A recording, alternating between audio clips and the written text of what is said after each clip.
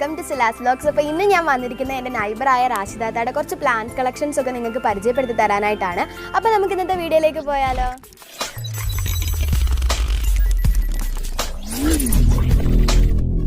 അപ്പോൾ ഇതാണ് നമ്മുടെ റാഷിദാത്ത. കൂടുതൽ വിശേഷങ്ങളൊക്കെ റാഷിദാത്ത തന്നെ നമുക്ക് പറഞ്ഞു തരുന്നതായിരിക്കും. നമസ്കാരം, ഞാൻ റാഷിദ ബഷീർ. ഞാൻ മുൻ ബ്ലോക്ക് പഞ്ചായത്തിൻ്റെ ഡെവലപ്മെൻറ്റ് ചെയർപേഴ്സണായിരുന്നു. ഇപ്പം ഹെൽത്ത് ഡിപ്പാർട്ട്മെൻറ്റ് ഹോമിയോയിൽ വർക്ക് ചെയ്യുന്നു. അപ്പോൾ ഇതിൻ്റെയൊക്കെ ഒരു തുടക്കം എങ്ങനെയായിരുന്നു ഇത്താ? ഇതിൻ്റെയൊക്കെ ഒരു തുടക്കം എന്ന് പറഞ്ഞാൽ ഞാൻ ഈ ലോക്ക്ഡൗൺ സമയത്താണ് ഇത് സ്റ്റാർട്ട് ചെയ്തത്. ഈ പ്ലാന്റ്സിൻ്റെ കെയറും കാര്യങ്ങളും ഒക്കെ എങ്ങനെയാണ്? ഈ പ്ലാന്റ്സിന് ഞാൻ ജൈവവളമാണ് ഉപയോഗിക്കുന്നത്, അല്ലാതെ വേറെ പ്രത്യേകിച്ച് വളങ്ങളൊന്നും ഉപയോഗിക്കാറില്ല. ഈ നമ്മുടെ വീട്ടിലെ മുട്ട, പിന്നെ തേയില ചട്നി അതെല്ലാം കൂടെ ശേഖരിച്ച് വെച്ചിട്ട് അത് മിക്സിയിലിട്ട് ഒരാഴ്ചയോളം ശേഖരിച്ച് വെച്ചിട്ട് മിക്സിയിലിട്ട് അടിച്ചിട്ട് അതിൻ്റെ സിറപ്പ് എടുത്തിട്ട് അതാണ് ഉപയോഗിക്കുന്നത്. പിന്നെ റോസയ്ക്കൊക്കെ ഇത് തന്നെയാണ്. പിന്നെ സവാള, ഉള്ളികളുടെ തൊലി അതുമെല്ലാം കളക്ട് ചെയ്ത് അതുമെല്ലാം ഒരു പാത്രത്തിൽ ഇത് ചെയ്തിട്ട് വെള്ളം ഒഴിച്ച് വെച്ചിട്ട് ആ വെള്ളം. ഇവിടെ എത്ര വെറൈറ്റികളുണ്ട്?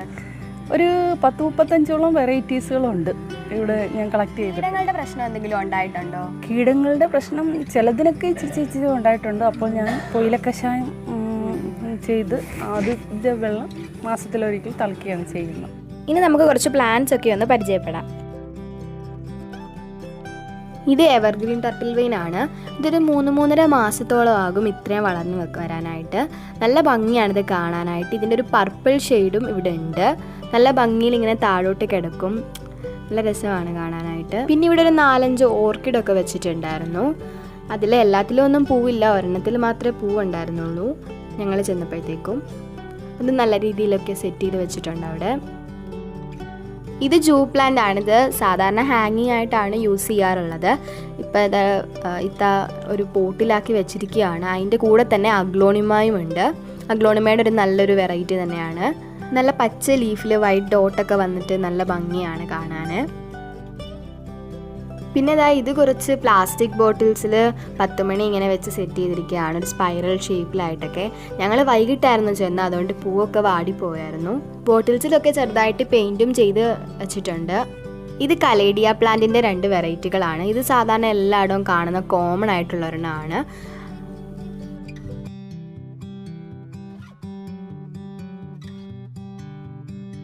ഇത് അഡീനിയം പ്ലാന്റ് ആണ്. അതിൻ്റെ കൂടെ തന്നെ കുറച്ച് 10 മണിയും ഒക്കെ നിപ്പുണ്ട്.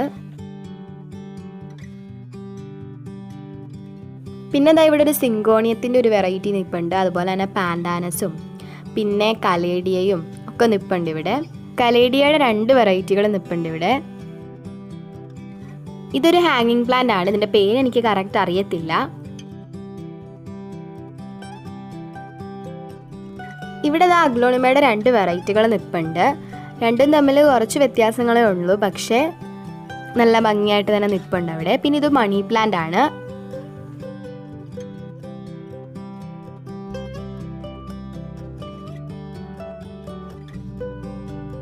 ഇവിടെ ഒരു റെഡ് എപ്പിസിയയും നിപ്പുണ്ട്. അതിന്റെ കൂടെ തന്നെ റൊഹിയോ പ്ലാന്റും നിപ്പുണ്ട്. സിയയിൽ ഇപ്പൊ പൂവൊന്നും പിടിച്ചിട്ടില്ല. പൂ നിപ്പുണ്ടെങ്കിൽ നല്ല ഭംഗിയായിരിക്കും കാണാനായിട്ട്.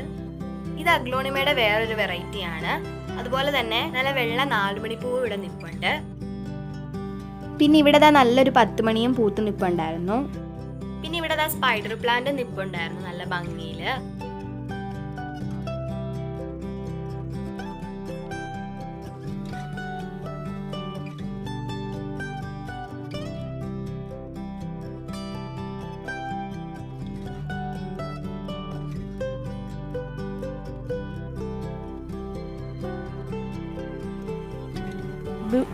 ഇതെൻ്റെ ഒരു വേറൊരു തരം ഓർക്കിഡാണ്. ഇതൊരു പൂ വിരിഞ്ഞിട്ടുണ്ട്.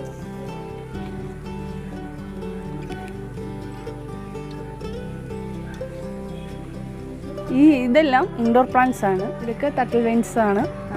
അതിൻ്റെ ഓരോ വെറൈറ്റികളാണ് കാണുന്നത്. പിന്നെ ഇതിൻ്റെ ഓർക്കിഡിൻ്റെ വെറൈറ്റീസുകളാണ്. നമുക്ക് വേണ്ടി ഒരു ഡെമോ കാണിച്ചു തരാമെന്ന് പറഞ്ഞിട്ടുണ്ട്. അപ്പം നമുക്ക് അതിലേക്ക് പോവാം. അതിനായിട്ട് ആദ്യം ഒരു ഹാങ്ങിങ് പോട്ടാണ് എടുത്തിരിക്കുന്നത്. അതിലേക്ക് സാധാരണ മണ്ണ്, അതാണ് നമുക്ക് ആദ്യം ആവശ്യമുള്ളത്. അത് കഴിഞ്ഞിട്ട് ചകിരിച്ചോറ് കുറച്ചിട്ട് കൊടുക്കുക അതിലേക്ക്. ഇപ്പം ടർട്ടിൽ വെയിൻ ആണ് വെക്കാനായിട്ട് ഉദ്ദേശിക്കുന്ന ഹാങ്ങിങ് ആയിട്ട്. അപ്പോൾ അതിനൊരു കുഞ്ഞി പോട്ടാണ് എടുത്തിട്ടുള്ളത്. അപ്പോൾ അതിനാവശ്യമായിട്ടുള്ളത് ഇപ്പോൾ മിക്സ് ചെയ്യുന്നുള്ളൂ.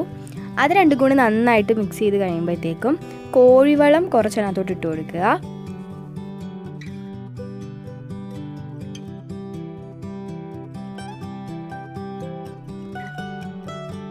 പിന്നെ കുറച്ച് എല്ലുപൊടിയും കൂടി ഇട്ട് കൊടുക്കുന്നുണ്ട്. അത്രേ ഉള്ളൂ ചെയ്യുന്നത്. എന്നിട്ട് അതെല്ലാം കൂടി നന്നായിട്ട് മിക്സ് ചെയ്തിട്ട് ആ പോട്ടിലോട്ട് ആക്കുകയാണ്. പിന്നെ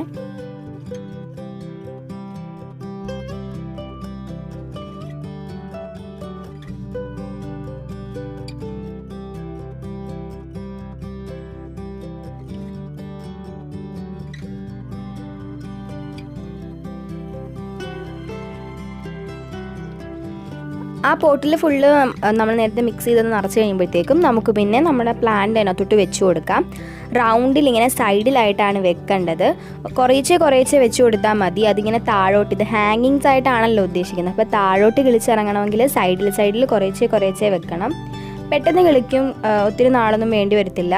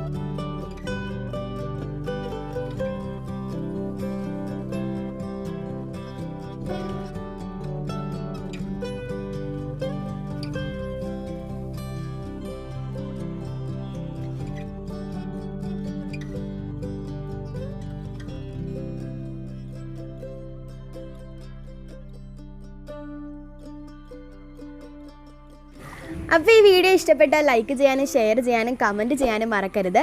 ചാനൽ ആദ്യമായിട്ടാണ് കാണുന്നതെങ്കിൽ സബ്സ്ക്രൈബ് ചെയ്യുക. നല്ലൊരു വീഡിയോ വരുന്നവരെ ബൈ.